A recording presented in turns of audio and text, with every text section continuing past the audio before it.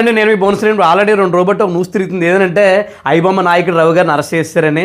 ఇది సెలబ్రేషన్ చేసుకునే విషయం అంటే కాదండి. ఎందుకంటే రవి గారు లేబర్కి అలాగే కుర్రోళ్ళకి కూడా దేవుడు అనమాట. రవి గారు అంటే ఒక దేవుడు.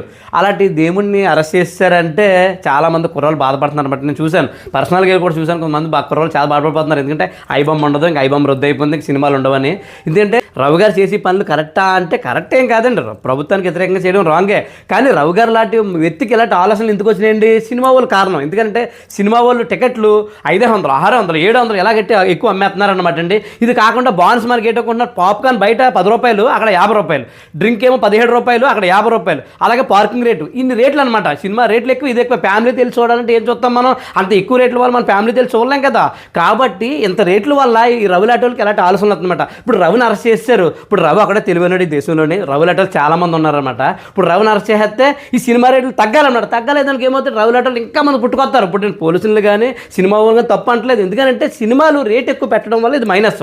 సినిమాలు అంత రేట్ వేయడం వల్ల ఎవరు వెళ్తారు సినిమాకి? వెళ్తలేదు. వెళ్ళకుండానే పచ్చినాయని చూసుకుంటున్నారు. ఏది ఓటీటీలో చూద్దాం లేకపోతే నెట్లో చూద్దామో చూసేస్తున్నారు. మీరు రేట్లు తగ్గిస్తే సినిమా అందరూ కూడా థియేటర్కి వస్తారండి. నేను నెలకు 30 సినిమాలు చూస్తాను, మళ్ళీ సినిమాలు చూడలేదు. ఎందువల్లంటే రేట్ ఎక్కువ వల్ల. అలా కాకుండా మీరు రేట్ తగ్గించారు, మేము థియేటర్కి వెళ్తాం కదా, ఎలాంటి ఐబొమ్మలు కానీ ఎవరు నమ్ముకోరనమాట. కాబట్టి సినిమా వాళ్ళు చేసింది ఏదో పెద్ద రవి గారిని అరెస్ట్ చేశారు, సినిమా వాళ్ళు సెలబ్రేషన్ చేసుకుంటున్నారు. ఇది మాకు పెద్దలకైతే మాత్రం సెలబ్రేషన్ చేసుకునే విషయమే కాదు. అలాగే రవి గారు చేసిన విషయం కూడా కరెక్ట్ ఏం కాదు. కానీ అంటే సినిమా వాళ్ళు చేసింది కూడా కరెక్ట్గా. సినిమా వాళ్ళు ఎక్కువ రేట్లు అమ్మేస్తున్నారు. అమ్మేయడం వల్ల రవి గారు లాంటి చాలా మంది పుట్టుకొస్తున్నారనమాట. కాబట్టి సినిమా వాళ్ళు రేట్లు తగ్గిస్తే రవి లాంటి వాళ్ళు పుట్టుకు రాకుండా ఉంటారు, బాగుంటుంది అనమాట. అలా కాకుండా మీరు ఎక్కువ రేట్లు పెట్టారనుకో, రవి లాంటి వాళ్ళు బోల్డ్ మంది పుట్టుకు వస్తానే ఉంటారు. ఎన్ని ఆపుతారు. ఇప్పుడు ఆల్రెడీ ఐబొమ్మలు బ్యాన్ చేశారు. అలాగే మూవీ రూల్స్ ఉంది, లేకపోతే మూవీ మేకర్స్ ఉంది, అలా కాకుండా తమిళ రాకర్స్ ఉంది, బోల్డ్ ఉన్నాయి. అందులో కూడా చూసేస్తారు కదా.